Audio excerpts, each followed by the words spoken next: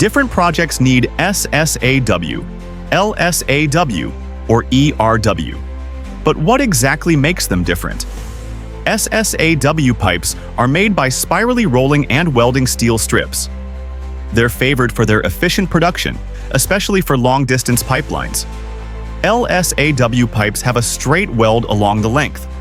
They're trusted for their high strength and stability, making them ideal for high-pressure oil and gas fields and large bridge projects.